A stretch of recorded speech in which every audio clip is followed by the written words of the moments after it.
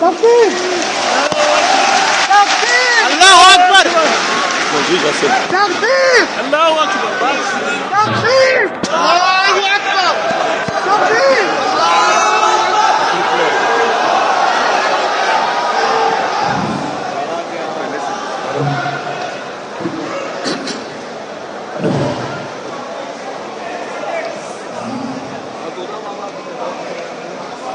السلام عليكم ورحمة الله وبركاته.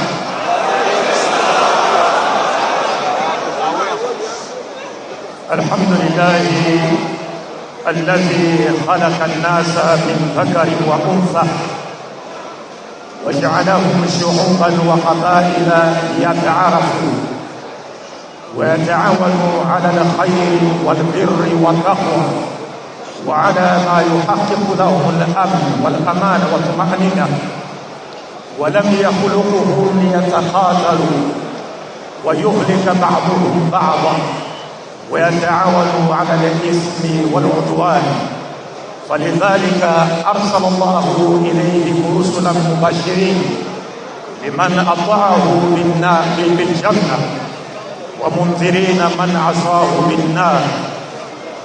نعوذ بالله من ذلك، والصلاة والسلام على خاتم الأنبياء والمرسلين محمد بن عبد الله الذي جاء على فترة من الرسل لأن لا يكون للناس على الله حجة بعده، وعلى آله وأصحابه وعلى جميع الأنبياء والمرسلين، وبعد. ربي اشرح لي صدري ويسر لي أمري واحلل عقدة من لساني يفقه قولي. سبحانك لا علم لنا إلا ما علمتنا إنك أنت العليم الحكيم. Louange et gloire à Dieu qui a créé les humains à partir des mâles, Adam, et d'une femelle, Ève. Et puis, il a fait d'eux des nations, des tribus, non pas pour qu'ils s'entretuent ou pour qu'ils se détruisent les uns les autres, ou pour qu'ils collaborent dans les péchés et l'animosité, mais plutôt pour qu'ils se connaissent mutuellement et qu'ils s'entraident dans l'accomplissement de bonnes actions, dans la piété, et qu'ils collaborent dans tout ce qui leur apporte la paix, la joie, la tranquillité, la quiétude. C'est pourquoi Dieu leur a envoyé ces messagers, d'abord en tant qu'annonciateurs de la bonne nouvelle du paradis, pour quiconque se soumettra ou obéira à son Seigneur, et aussi en tant qu'avertisseur pour le mettre en garde contre les châtiments de l'enfer, pour quiconque désobéira à son Seigneur. Que la miséricorde et la paix soient sur le dernier des messagers, Mohammed fils d'Abdullah, que Dieu a envoyé après plusieurs siècles passés sans l'apparition d'aucun prophète dans aucune nation. Dieu a envoyé Mohammed pour qu'après son passage sur terre, l'humanité ne trouve aucune excuse devant Dieu les jours du jugement dernier.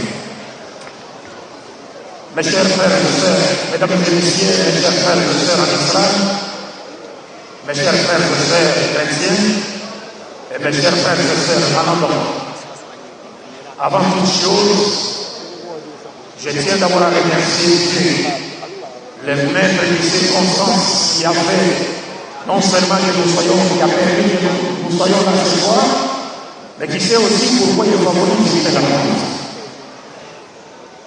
Et mes remerciements vont aussi à l'endroit des autorités camerounaises pour avoir rendu facile, pour avoir rendu possible cette conférence.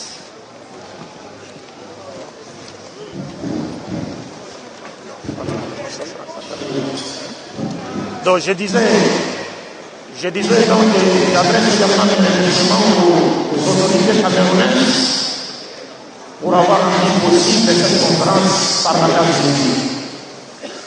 Et je remercie vivement et de manière particulière notre frère, le général Hussein, qui n'a ménagé aucun effort pour que cette conférence puisse se tenir dans de bonnes conditions par la grâce de Dieu. Je remercie également l'association, les responsables de l'association pour l'encadrement et la propagation de l'islam, a été ainsi de m'avoir offert l'opportunité de prendre la parole devant vous dans le cadre de cette conférence. Je remercie aussi les responsables des SIDIMIC, c'est-à-dire les conseils des imams et dignitaires du Cameroun, SIDIMIC ainsi, pour nous avoir apporté leur soutien. Et je remercie aussi les responsables de l'association culturelle islamique du Cameroun, la SIC, avec à leur tête, ou à sa tête, son président, le frère Abdou Djin Sam, et qui nous a d'ailleurs honoré de sa présence dans cette salle. Je ne saurais passer au vif du sujet sans présenter adresser également mes remerciements au groupe de jeunes volontaires musulmans, n'est-ce pas, qui assurent la sécurité, n'est-ce pas, de cette conférence par la grâce de Dieu. Et enfin, je voudrais remercier tout le monde ici présent d'être venus nombreux pour donner un sens à cette initiative combien louable prise par l'association pour l'encadrement et la propagation de l'islam. Comme je le disais tantôt, a été ensuite. Mesdames et messieurs, chers frères et sœurs, partant de l'esprit téléologique de mon introduction, inspirée des versets du Saint-Coran, je pense que nous avons tous compris que Dieu n'a jamais créé les êtres humains pour qu'ils s'entretuent, mais qu'ils se détruisent les uns les autres et qu'ils collaborent dans les péchés et l'animosité. Mais que Dieu a plutôt créé les êtres humains pour qu'ils s'entraînent dans l'accomplissement de bonnes actions basées sur la connaissance du vrai Dieu et l'adoration exclusive de Dieu sur le plan vertical, et aussi pour qu'ils collaborent, n'est-ce pas, dans tout ce qui va leur apporter la paix, la justice, la tranquillité et la quiétude sur le plan horizontal.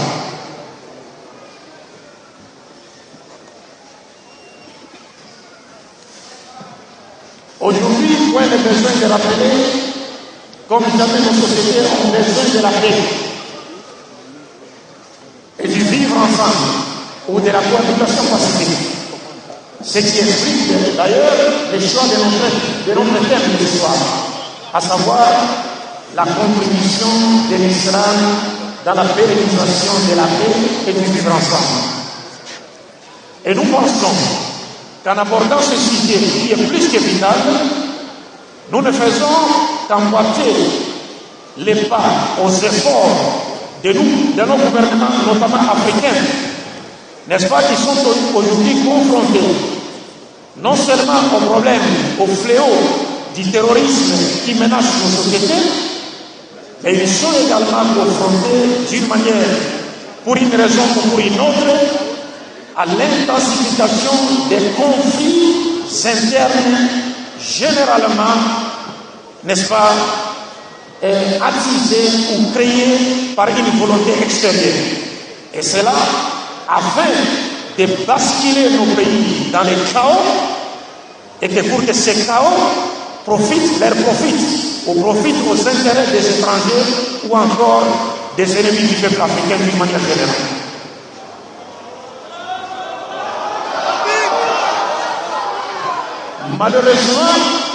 Malheureusement, ce mauvais jet n'a toujours pas été compris par beaucoup des Africains ou d'Africains inconscients. Ce mauvais jet de nous créer des conflits au niveau interne pour nous déstabiliser n'a toujours pas été compris par beaucoup d'Africains inconscients.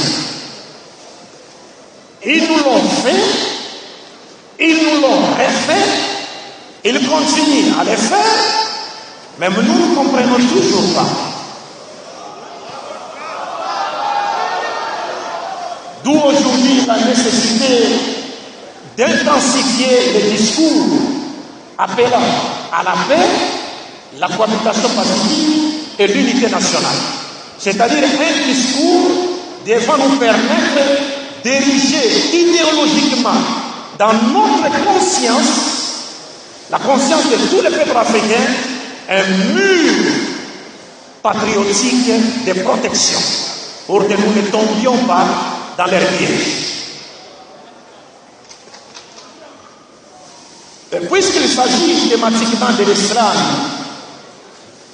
de la contribution de l'islam dans la pérennisation de la paix et du vivre ensemble, je pense que vous avez tous suivi notre frère bien-aimé, Cheikh Abdallah Atangana, a voulu bien commencer par rendre brièvement justice à l'islam, qui est aujourd'hui non seulement considéré à tort, bien sûr, comme étant une religion autre que celle qui a été prêchée par le prophète venu avant le Muhammad, la paix de Dieu soit sur eux, mais qui est aussi considérée comme étant une religion qui rimerait avec la violence ou le terrorisme et qui n'accepterait pas l'autre. Donc le chef, notre frère Abdallah, a jugé bon de rendre un peu justice à l'islam, montrer que l'islam n'est autre que cette noble religion qui a été prêchée par l'ensemble des messagers de Dieu. Parce que le prophète Muhammad, la paix de Dieu soit sur lui, nous dit Nahnu ma'ashir al-anbiya ikhwatu li'allati dinuna wahid wa shara'i'una mukhtalifa. Il dit, nous, l'ensemble des prophètes de Dieu, notre religion est une, mais nos lois sont différentes. Il dit, nous sommes comme les enfants d'un même père, mais des mères différentes. Il explique cette métaphore, il dit, pourquoi cela? Parce que notre religion est une, mais nos lois sont différentes.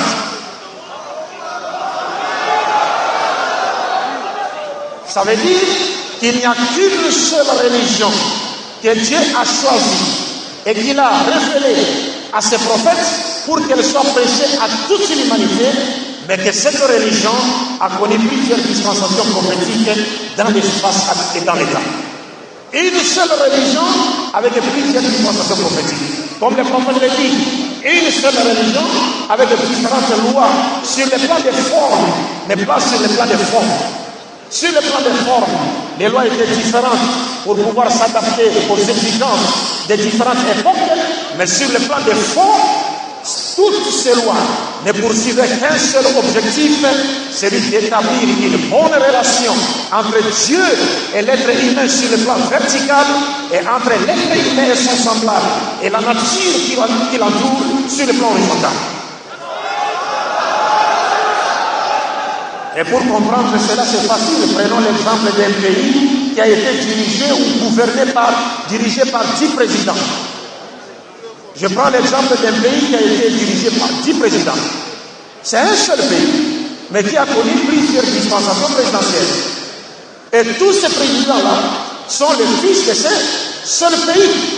Mais chacun d'eux avait son programme de gouvernance qui était différent, soit de son prédécesseur, ou celui de son prédécesseur, ou encore celui de son successeur. Mais tous leurs programmes de gouvernance ne poursuivaient qu'un seul objectif, assurer le bien-être de la population et le développement de leur pays.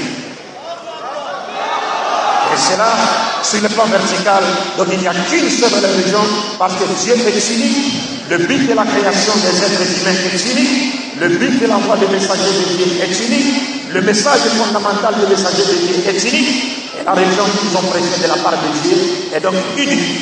Et si nous pouvons parler en termes de variété, comme nous montre le Coran, il n'y a que 2 religions au monde. Imma shakiran wa imma kafura. Ou bien vous êtes avec Dieu, ou bien vous êtes avec le diable. Il n'y a pas une voie. Alors, chers mesdames et messieurs, chers frères et sœurs en islam, chers frères et sœurs chrétiens, chers frères et sœurs canadiens, c'était une façon de brosser et cela à l'extrême le sujet, la partie qui a été abordée par notre frère, Cheikh Abdallah, que Dieu mette ses efforts, ce qu'il a fait dans la balance de ses bonnes actions. Et je ne saurais pas continuer sans vous avouer sincèrement que c'est moi qui est l'homme le plus heureux. Ce n'est pas les Camerounais ou les Camerounaises qui m'ont dit à travers les vidéos et ainsi de suite. Mais c'est moi qui est aujourd'hui l'homme le plus heureux. Parce qu'il n'y a pas de plus grande joie que de se sentir aimé par ses frères et sœurs, rien qu'en Dieu et pour Dieu. Il n'y a pas de plus. Que Dieu nous bénisse tous. Donc, bref, mes chers frères et sœurs, pour moi, le frère, le chef a abordé la première partie.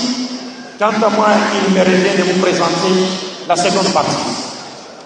Et dans cette seconde partie, Inch'Allah, je vais essayer de passer en revue quelques principes islamiques universels de cohabitation pacifique ou du vivre ensemble sans le respect desquels nos sociétés courent ou l'humanité court à sa peine.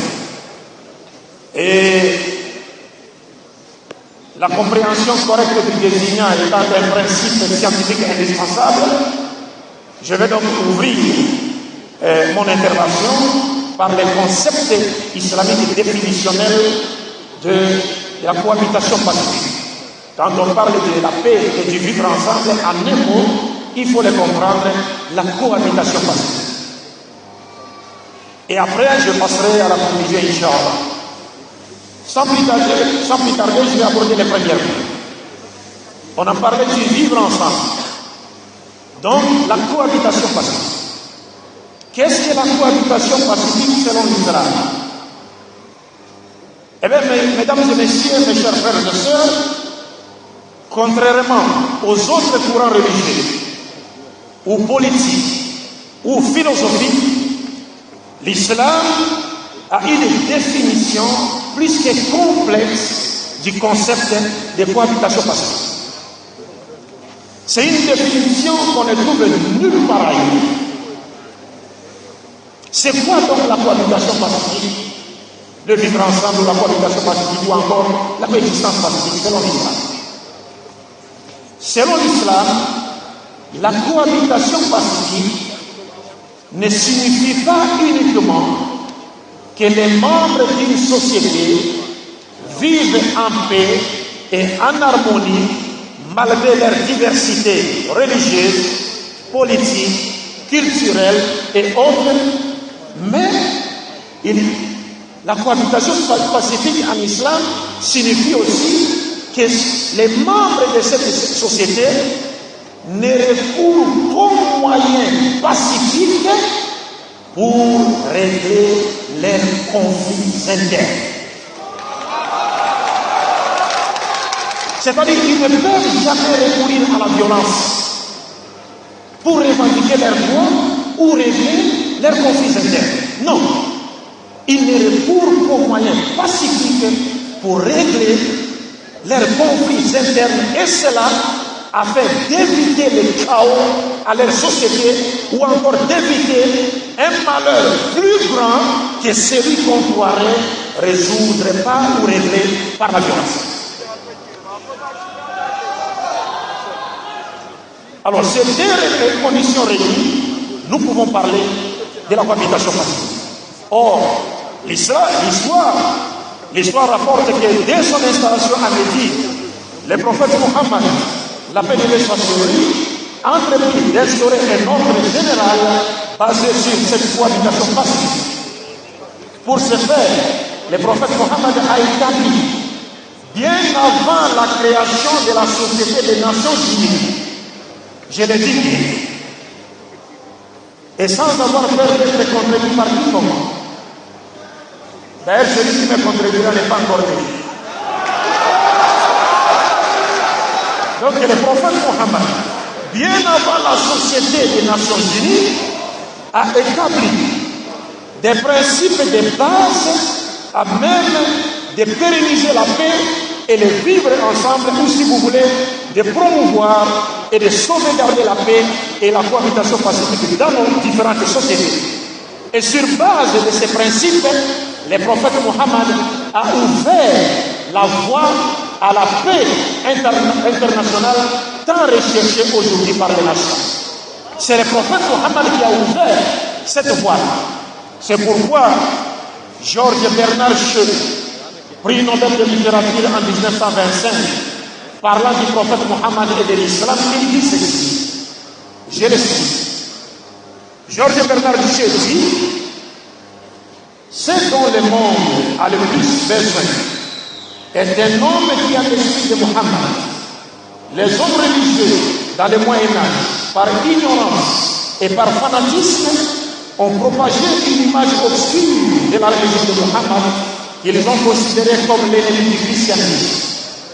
Mais après avoir eu connaissance de l'histoire de cet homme, j'ai trouvé que c'était un prodige exceptionnel et j'ai conclu qu'il n'est pas l'ennemi du christianisme, mais le sauveur de l'humanité. Selon Georges Bernard Shaw continue, il dit: selon mon opinion, s'il avait, c'est-à-dire Mohammed, s'il avait à se charger des affaires de ce monde actuel, il résoudrait tous nos problèmes et assurerait la paix et le bonheur que le monde entier espère. Georges Bernard Shaw, prix Nobel de littérature en 1925, dans son livre intitulé L'Islam authentique ou l'Islam originel, publié en 1936, volume 1, numéro 8. Donc vous comprenez? Donc sans avoir peur, comme je le disais tantôt, d'être contredit par quiconque, j'estime que si tout le monde connaissait les principes islamiques relatifs à la pérennisation de la paix et du vivre ensemble, ou encore de la cohabitation pacifique entre les communautés, je pense que tout le monde aurait compris que l'islam n'a rien à voir avec le terrorisme et qu'en réalité la problématique du terrorisme liée à l'islam n'est qu'un grand complot, un vaste complot visant essentiellement à ternir l'image de l'islam afin de détourner si possible les gens non avertis de cette noble religion qui a été prêchée par tous les véritables prophètes de Dieu. Et cela pour la simple et bonne raison que l'islam est la seule religion qui invite l'humanité tout entière à se soumettre à un système que personne ne contrôle, si ce n'est Dieu. Et devant ce système, nous sommes tous placés sur le même pied d'égalité. Nul n'a le droit de veto, le meilleur d'entre nous est celui qui craint Dieu le plus. Alors, la problématique liée du terrorisme lié à l'islam, comme je le disais tantôt, n'est donc qu'un vaste complot contre l'islam. Et c'est ce qu'a compris Jacques Baud. Jacques Baud, le colonel Jacques Baud, qui a publié ce livre, je voudrais vous lire un peu, vous présenter Jacques Baud. Jacques Baud est colonel d'état-major général, ancien analyste des services de renseignement stratégique suisse, engagé auprès des Nations Unies dans de nombreux conflits. Il est l'auteur de nombreux ouvrages de référence, dont Encyclopédie du renseignement et des services secrets, publié en 2002, La guerre asymétrique ou la défaite du vainqueur, publié en 2003, Encyclopédie des terrorismes et des violences politiques, publié en 2009. Jacques Baud a publié un livre en 2016 intitulé Terrorisme, mensonge politique et stratégie fatale de l'Occident. Jacques Baud. Terrorisme, mensonge politique et stratégie fatale de l'Occident. Alors, maintenant, chers frères et sœurs, sans aviser de votre temps, j'aimerais que nous passions rapidement, donc en revue, quelques principes islamiques relatifs à la pérennisation de la paix et du vivre ensemble, ou si vous voulez, de la cohabitation pacifique, sans le respect desquels l'humanité court à sa perte. Mais je vous annonce déjà que je vais devoir me résumer à l'extrême, parce qu'on a connu un grand retard, et pour finir et passer à la phase question-réponse, par la grâce de Dieu. Les premiers principes, parce que vous devez bien comprendre cette question. Parler de la paix n'est pas un slogan. Dire la paix, les vivre ensemble, non, ce n'est pas un slogan. Encore faudra-t-il placer, c'est-à-dire un mécanisme fiable devant nous permettre, n'est-ce pas, de promouvoir et de consolider la paix et le vivre ensemble. Parce que la paix, ce n'est pas un slogan. Vous pouvez bien parler de la paix. Mais qu'est-ce qui fait que cette paix naisse et qu'est-ce qui fait que cette paix soit consolidée? Et qu'est-ce qui fait que cette paix se pérennise? Ça, le prophète Mohammed, la paix de sa cellule, comme nous l'avons dit tantôt, à Médine, au 7e siècle, il a créé par la grâce de Dieu une société basée sur des principes divins et il a établi les principes universels et humanistes de cohabitation pacifique que la raison raisonnable ne saura réaliser. Le premier principe, c'est la foi en l'unité de l'origine de la race humaine. La foi en l'unité de l'origine de la race humaine. Que veut dire le prophète Mohammed? Le prophète nous dit, ô humain,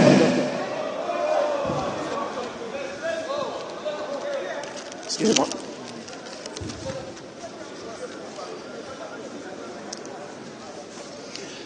Donc je disais, le premier principe, c'est la foi en l'unité de l'origine de la race humaine. Le prophète Mohammed nous dit, ô vous les humains, votre Seigneur est un, et votre Père est un, Adam. Votre Seigneur est un, Allah, Dieu, et votre Père est un, Adam. Vous provenez tous d'Adam, et Adam provient de la terre. C'est pourquoi un arabe n'est nullement supérieur à un non-arabe, et vice-versa. Un blanc n'est nullement supérieur à un noir, et vice-versa. Cependant, le meilleur d'entre vous auprès de Dieu est le plus pieux. C'est-à-dire, le prophète Mohammed nous montre qu'en tant que descendants d'Adam, nous sommes tous égaux. Et nous formons une seule famille, une seule et même famille. La grande famille adamique. Donc quand je vois un Camerounais, je vois un Guinéen, je sais que c'est mon frère en Adam. C'est mon frère. La couleur de notre sang est la même. C'est mon frère, c'est ma sœur. Donc ici, le prophète nous montre que vous formez tous une seule famille, la grande famille adamique, la grande famille de l'humanité. Et que dans cette famille de l'humanité adamique, le prophète nous dit, le meilleur d'entre vous est celui qui craint Dieu le plus. Ce n'est pas celui qui est blanc, qui est noir, qui est jaune, qui est rouge, ou qui est long, ou qui est court, ou qui est trapu, ou qui est gringalé. Non. Le meilleur, c'est celui qui craint Dieu le plus. Donc, sur le plan vertical, le seul et unique critère de noblesse entre les humains que nous sommes, c'est la piété ou la crainte de Dieu. Je vais aller rapidement. Le second principe que le prophète a établi, c'est le respect et la préservation de la dignité humaine. Le prophète nous rappelle, il nous montre que dans le Coran, Dieu dit qu'il a honoré les enfants d'Adam et qu'il les a préférés à plusieurs de ses créatures. Donc, nous sommes tous égaux en dignité, car cette faveur est donnée à toute l'humanité. Le respect et la préservation de la dignité humaine. Dieu nous a tous créés pour un seul but. Un seul but sur la terre. Et il nous a choisis et il nous a honorés. Il nous a élevés en dignité par rapport à plusieurs de ces créatures. Et on dit cette faveur n'est pas seulement celle des musulmans, ou celle des chrétiens, ou celle des... Non, c'est pour toute l'humanité. Que vous soyez en face d'un animiste, un musulman, un chrétien, nous partageons tous, nous sommes tous égaux en dignité, car cette valeur est donnée à toute l'humanité. La preuve, c'est quoi? La preuve, c'est laquelle? La preuve de ceci, c'est qu'un jour, le prophète Mohammed, la paix de Dieu soit sur lui, était avec ses disciples, ses compagnons. Et il a vu les cortèges funèbres, un cortège funèbre passer de devant lui. Et le prophète s'est levé. Il est resté debout jusqu'à ce que ce cortège funèbre a disparu de son champ de vision. Et par après, il s'est assis. Mais les disciples qui étaient à côté, comme ils ne faisaient qu'imiter les prophètes, et aussi s'étaient levés ensemble avec le prophète. Mais ils savaient que le cortège funèbre était celui d'un juif. C'était un juif qui était mort. Et puis par après, ils ont attiré l'attention du prophète sur l'identité de la personne qui était morte. Et ils ont dit au prophète, prophète, vous vous êtes levé, mais la personne morte là, c'est un juif. Et le prophète leur avait dit quoi? Allez, cette nafsa, ce n'est pas une âme créée par Dieu. Le prophète a dit, n'est-elle pas une âme créée par Dieu? Donc le prophète nous montre, et ça il faut le rappeler, c'est une sunna que nous musulmans avons oubliée. C'est une sunna qu'on a oubliée. Donc lorsqu'un cortège funèbre passe devant nous, selon la sunna de Muhammad, nous devons de nous lever, de nous mettre debout jusqu'à ce que ce cortège funèbre disparaisse de notre champ de vision en signe de respect pour cette âme que Dieu vient de rappeler à nous. Que cette âme soit animiste, que cette âme soit juive, que cette âme soit chrétienne, que cette âme soit bouddhiste. Nous devons nous lever en signe de respect pour cette âme, parce que nous tous, nous partageons cette dignité que Dieu a accordée à toute l'humanité, sans distinction de race, sans distinction de religion. Le troisième principe, c'est croire. C'est croire fermement que la divergence entre les humains dans leur croyance est une réalité voulue par Dieu lui-même. Et personne n'a le mandat de mettre un avis contraire. Vous avez compris ça? Le Cheikh Abdallah a dit, et moi j'ai entériné le Cheikh Abdallah, en disant que Dieu a dit qu'il a choisi une seule religion pour l'humanité, et cette religion s'appelle l'Islam. Mais regardez ici, bien que la religion de Dieu soit l'Islam, qui a été prêché par l'ensemble de ses prophètes, parce que souvent les gens sont simplement allergiques au terme islam. Mais quand on leur explique ce que l'islam, ils finissent par comprendre. Alors ici, le troisième principe, on dit, c'est croire fermement que la divergence entre les humains dans leur croyance est une réalité voulue par Dieu lui-même et personne n'a le mandat de mettre un avis contraire. C'est-à-dire que s'il existe plusieurs religions sur terre, toutes ces religions existent par la volonté permissive de Dieu. Par la volonté permissive de Dieu. Et pourquoi? Parce que Dieu a créé l'homme et l'a doté du libre arbitre. C'est-à-dire que l'homme a le pouvoir de choisir entre croire ou ne pas croire. Donc si l'homme choisit de ne pas croire ou adhérer à la religion de Dieu, il va choisir une autre religion. Et Dieu ne le contraint pas à embrasser l'islam par la force. Ne le contraint pas. Non. Il dit il faut croire que cela fait partie de la volonté de Dieu. Dans le Coran, Dieu dit وَلَوْ شَاءَ رَبُّكَ لَآمَنَ مَنْ فِي الْأَرْضِ كُلُّهُمْ جَمِيعًا. Si Dieu avait voulu, il aurait fait que tous ceux qui vivent sur la terre deviennent des croyants. Il aurait fait cela. Parce qu'il a l'ordre de kun fayakun.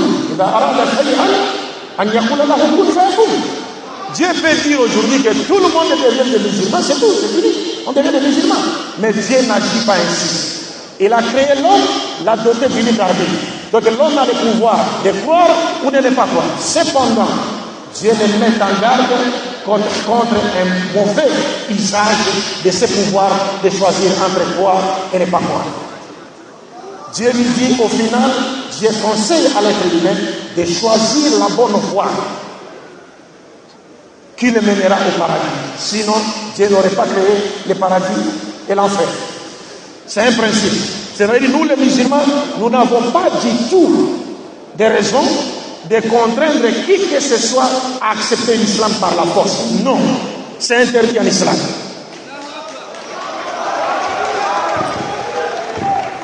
Et au chapitre 11, verset 118, je vais rapidement lire les versets en français.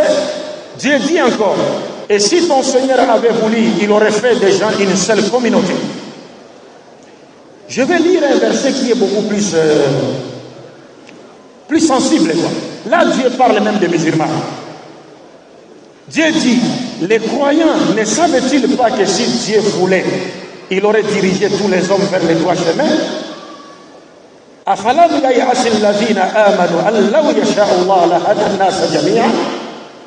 Dieu s'adresse aux musulmans directement à nous. Et est-ce que les croyants ne savent pas que si Dieu avait voulu, il aurait fait de tous les hommes des croyants? Mais Dieu n'a dit pas. Je termine avec les derniers versets par rapport à ce point. Il y a un verset dans le Saint-Coran, chapitre 2, verset 256, dans lequel Dieu dit « La ikraha fi din ». Il n'y a pas de contrainte en matière de religion. Vous savez, dans ce verset, selon l'imam Qurtubi, rahimahullah, ce verset aurait été révélé à l'intention d'un homme qui était un polythéiste et qui s'est converti à l'islam, mais qui avait ses deux enfants qui étaient des chrétiens. Et cet homme a voulu contraindre ses deux enfants chrétiens à embrasser l'islam par la force. Mais heureusement pour lui, il est parti d'abord se renseigner auprès du prophète, demander la permission au prophète. Arrivé chez le prophète, il dit au prophète, moi je me suis converti à l'islam, mais mes enfants qui sont des chrétiens ne veulent pas se convertir à l'islam. En tant que leur père, j'aimerais les contraindre à devenir des musulmans par la force. Et le prophète lui a répondu en disant, là, ikraha fi din. Non, il n'y a pas de contrainte en matière de religion. Tu n'as aucun droit de les contraindre à embrasser l'islam par la force. Ça, c'est un principe qui nous permet de vivre en paix et de consolider le vivre ensemble. Parce que si je ne suis pas obligé de vous contraindre à accepter ma religion par la force, et vous aussi, vous n'êtes pas obligé de me contraindre à accepter votre religion par la force, donc nous vivons en paix. Et regardez ce verset, lorsque Dieu dit « La ikraha fi din », c'est-à-dire dans cet enseignement, Dieu protège deux personnes. Il protège le musulman et il protège aussi les non-musulmans. Il protège les musulmans contre toute tentative de vouloir agresser les gens, c'est-à-dire contraindre les gens à accepter sa religion par la force. Et il protège aussi les musulmans contre qui? Contre l'agression de ces musulmans, qui tenteraient par exemple de les convertir par la force. Dieu protège des personnes. Là, il n'y a pas de contrainte en matière de religion. Bref, je vais vraiment rapidement. Le quatrième principe, c'est croire fermement que la diversité de nos races, langues, tribus, peuples et nations ne doit pas constituer un objet de mépris ou de la haine des uns ou des autres, mais elle doit plutôt contribuer à chanter la grandeur de la sagesse de Dieu. La diversité de nos races, de nos langues, couleurs de peau et langues, toutes ces choses-là ne doivent jamais être regardées comme étant un objet pour mépriser l'autre. Non, non, non. Au contraire, nous devons voir dans cette diversité une expression pratique de l'immense sagesse de Dieu qui nous a créés avec différentes couleurs, différents pays, différentes tribus, différentes nations, différents peuples, pour que nous échangions des informations, n'est-ce pas, respectives par rapport à nos différentes cultures. Donc, c'est un principe important qui vise à consolider le vivre ensemble et la cohabitation pacifique dans la société. Vous n'allez pas détester l'autre à cause de sa couleur ou à cause de sa tribu. Au contraire, vous devez vous rapprocher de lui, chercher à connaître sa culture. S'il est de la tribu Bamoun et que moi je suis de la tribu Ngwandi, un Bamoun peut me demander, mais vous chez les Ngwandi là-bas, c'est comment chez vous? Et moi je lui dis, ici chez vous, chez les Bamoun, c'est comment? Est-ce que vous comprenez? Ça ne doit nullement être un objet du mépris de l'autre, mais plutôt, dans la sagesse de Dieu, on s'échange les riches informations relatives à nos cultures, n'est-ce pas, coutumes, pays et autres, sur base de cette diversité. Cinquième principe, oui, parce que là, avec le quatrième, je vous rappelle le verset du Coran. Coran chapitre 30, verset 22. Dieu dit, et parmi ces signes, il y a la création des cieux et de la terre et la diversité de vos langues et couleurs. Sûrement, il y a en cela des signes pour les savants. Donc, la diversité de nos langues et couleurs est un signe pour les savants. C'est le signe de la grandeur de Dieu. C'est le signe que Dieu existe. Le cinquième principe, c'est que nous devons savoir que chaque être humain, quelle que soit son origine ou sa tendance religieuse, politique ou autre, a droit à la vie. Chaque être humain a droit à la vie. Car dans la sourate 5, verset 32, Dieu dit ceci. Quiconque tue une personne innocente, c'est comme s'il a tué toute l'humanité. Et quiconque sauve une seule vie, c'est comme s'il a sauvé toute l'humanité. Ça, c'est l'enseignement de l'islam. Chaque être humain a droit à la vie. Pas seulement les musulmans, pas seulement les chrétiens. Pas seulement chaque être humain, même si c'est un animiste, il a droit à la vie. Et le prophète Mohammed nous dit, les croyants demeurent dans les limites de sa religion tant qu'il ne versera pas un sang innocent. Le prophète dit, les croyants demeurent dans les limites de sa religion tant qu'il ne versera pas un sang innocent. C'est-à-dire, celui qui verse un sang innocent, il sort des limites fixées par Allah. Et le prophète Mohammed dit, quiconque tue un juif ou un chrétien qui vit en paix avec les musulmans, c'est-à-dire azimir, ne sentira jamais l'odeur du paradis, alors qu'on peut sentir son odeur à une distance de 40 ans. Le prophète dit encore, celui qui fait du mal à un juif ou un chrétien qui vit en paix avec les musulmans mourra en adversaire le jour du jugement dernier. C'est-à-dire, si vous faites du mal à un juif qui vit avec nous en paix, à un musulman, à un chrétien qui vit avec nous en paix dans notre société musulmane, si vous lui faites du mal, le prophète dit, c'est lui qui sera votre adversaire au dernier jour devant Dieu. C'est Mohammed qui va défendre la cause de ces juifs ou ces chrétiens à qui tu as causé du tort. Et l'islam nous recommande d'être bons envers nos voisins, même s'ils ne sont pas des musulmans. Les traditions prophétiques nous rapportent qu'à chaque fois que le prophète égorgeait une bête chez lui, il demandait à sa maisonnée, aux gens de sa maison, avez-vous donné une partie à mon voisin juif? Les prophètes, la sunna rapporte qu'à chaque fois que le prophète égorgeait une bête, ou faisait égorger une bête chez lui, il demandait aux gens de sa maison, avez-vous donné une partie de la viande à mon voisin juif? Et vous savez qu'il y avait même que les voisins juifs du prophète, ils se comportaient même mal envers les prophètes. Qu'est-ce que c'est voisin? Il y a un voisin juif du prophète, qu'est-ce qu'il faisait? Qu'à chaque fois qu'il balayait chez lui, il prenait ses saletés et venait jeter ça chez le prophète. Et le prophète ne faisait rien. Le prophète prenait les saletés et allait jeter. Donc sa poubelle, c'était la cour du prophète. Mais les prophètes n'allaient jamais chez les juifs et cherchaient à l'insulter. Il a dit non, ils prenaient la saleté et enlevaient. Parce que le meilleur outil de prédication en islam, c'est notre comportement. Ce n'est pas la parole. Le meilleur moyen d'appeler les gens à l'islam, c'est par notre comportement, par notre façon de vivre avec les gens. Je vous rappelle une histoire. Rappelez-vous qu'à l'époque du prophète, il y a un monsieur, il est allé, un monsieur qui est rentré dans la mosquée et il a pissé dans la mosquée. Il a uriné dans la mosquée.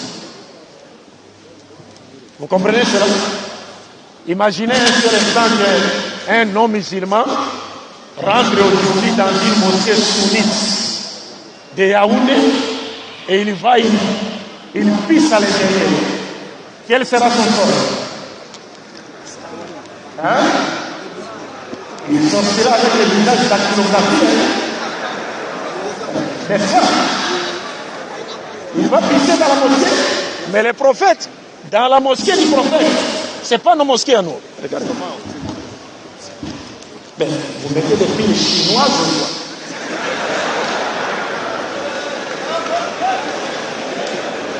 Alors,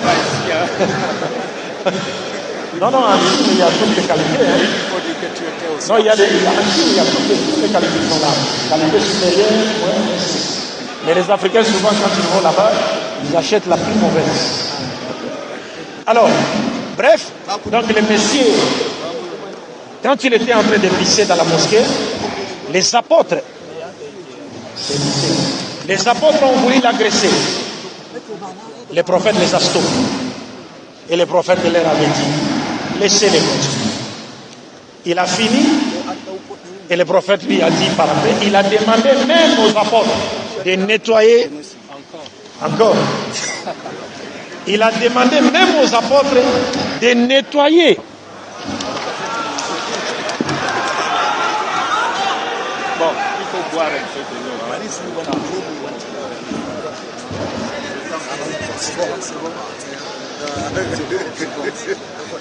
C'est la bonne. Alors, le prophète a arrêté les apôtres qui voulaient l'agresser, et puis il leur avait demandé de nettoyer la place où le Messie a fait son élit.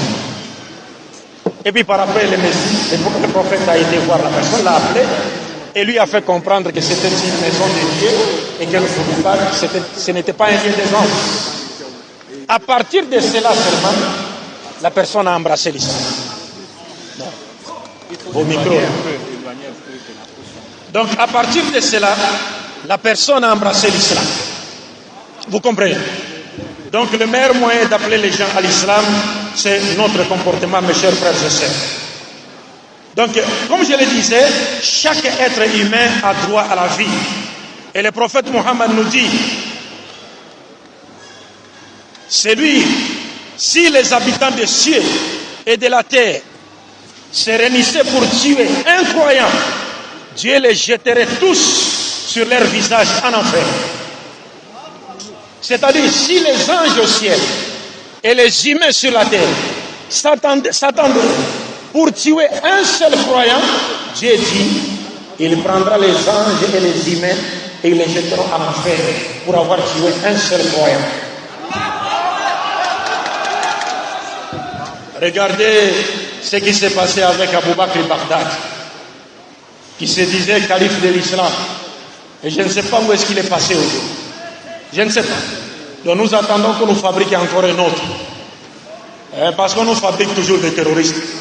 Vous pouvez regarder les net, écrivez seulement comment la CIA, c'est la CIA ou le FBI, comment la CIA fabrique les terroristes ou les FBI. Les documentaires sur le net. Ce sont des agents eux-mêmes qui témoignent. Comment ils pénétraient, c'est-à-dire ils infiltraient les musulmans pour les pousser à poser des actes de violence. Et comment ils posaient des actes de violence au nom des musulmans. Donc une fois l'on a demandé à Abou Bakr Baghdadi, le calife de l'État islamique, et le prophète nous a annoncé cela, l'avènement de l'État islamique, on demande à Abou Bakr Baghdadi, mais pourquoi vous lancez, vous tuez les musulmans, au lieu de faire par exemple la guerre aux juifs, parce que à l'époque, il y avait un mois de Ramadan, il y avait un problème entre le Hamas et le gouvernement israélien. Donc le gouvernement israélien a fait décoller ses avions et on a bombardé Gaza. Il y a eu plus de 2200 morts pendant les 10 derniers jours du mois de Ramadan. On a demandé à Abou Bakr Baghdad, mais pourquoi vous ne combattez pas les juifs? Vous combattez uniquement les musulmans. Vous savez quelle a été sa réponse? Il a dit, Allahu lam ya'murna bi qital al-yahud bal amarna bi qital al-muslimin al-munafiqin hum ashaddu khataran.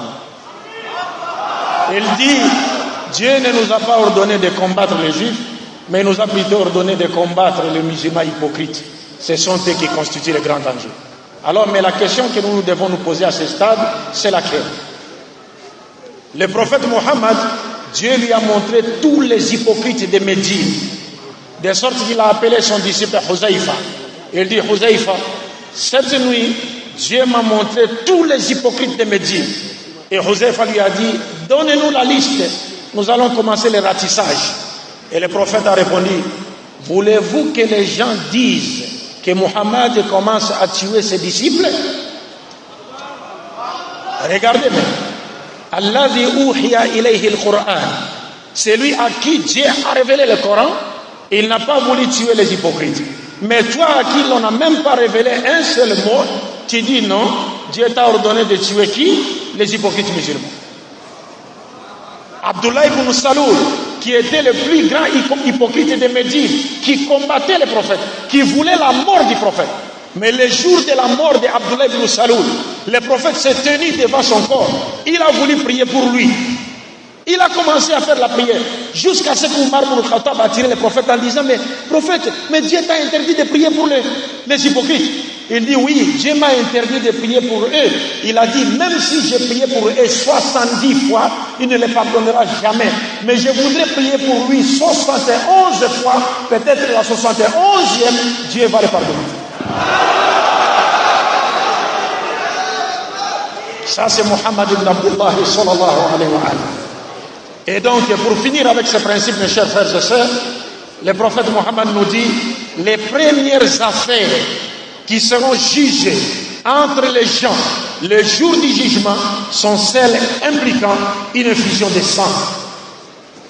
Les premiers dossiers sur lesquels Dieu se penchera au dernier jour, le dossier par rapport à notre relation sur le plan horizontal, c'est le verset relatif à l'effusion de sang.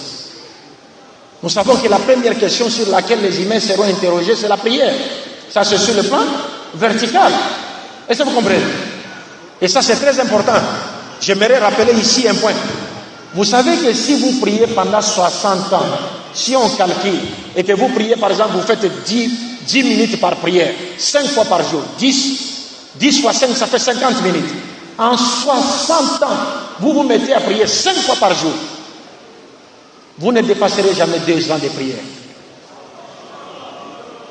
Vous ne dépasserez jamais 2 ans de prière. Mais si vous dormez 8 heures par jour, en 60 ans, vous totaliserez 20 ans de sommeil. 20 ans. Presque 20 ans de sommeil. Mais moins de 2 ans ou moins de 3 ans de prière. Est-ce qu'on pense à cela? Or, c'est pour cela que Dieu nous a créés. Mais beaucoup d'entre nous négligent cela. Mes chers frères, j'attaque le 6e principe et je finirai avec le 7e. Mais le 6e, c'est le principe qui est plus qu'important.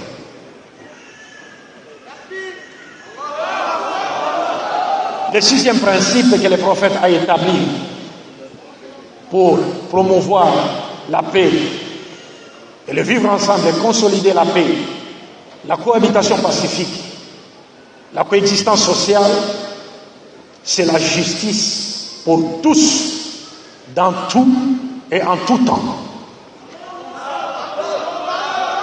La justice pour tous, dans tout et en tout temps.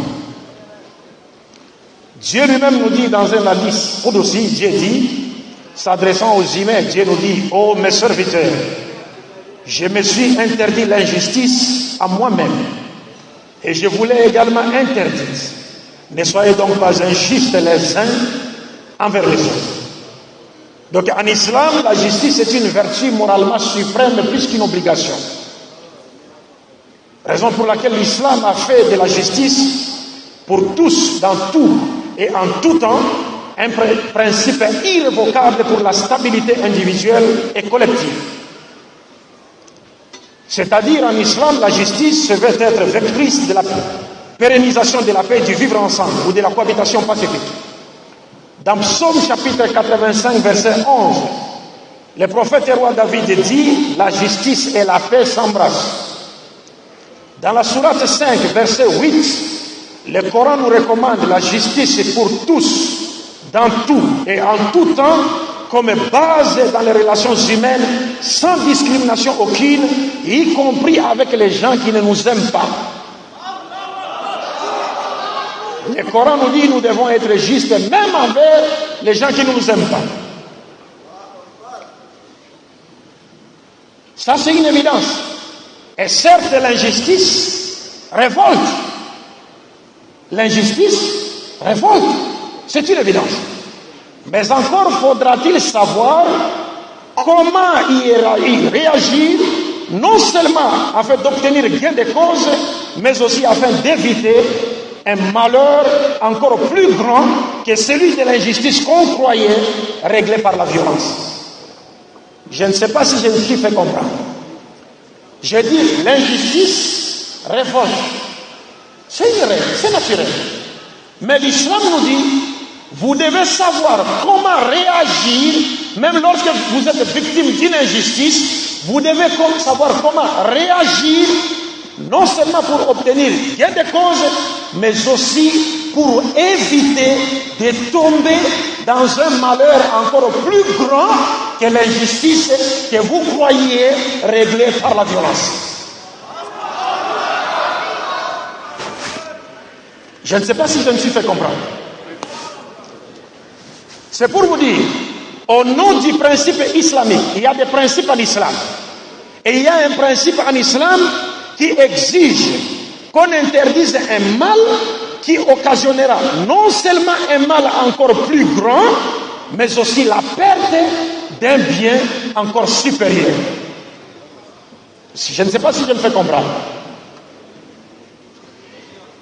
C'est-à-dire, lorsqu'on veut s'engager dans une entreprise qui est un mal, alors que si on s'y engage, ça va nous conduire à un mal encore plus grand, non seulement un mal encore plus grand, mais aussi même à la perte de biens plus importants, parce qu'on a voulu réagir avec quoi? Par la violence.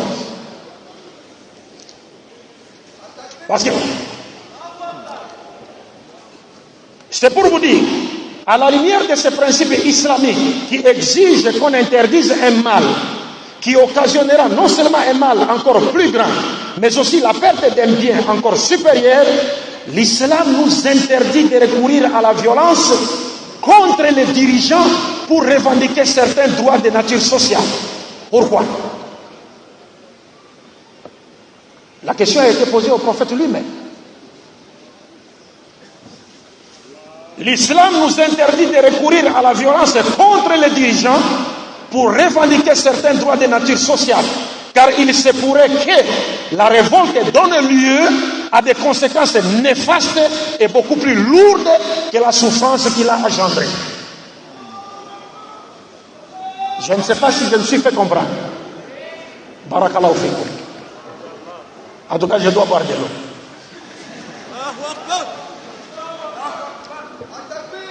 Alors, je voulais dire, pour ce faire, donc il incombe à chaque citoyen de s'abstenir des actes de violence qui pourraient mettre à feu et à sang tous les pays.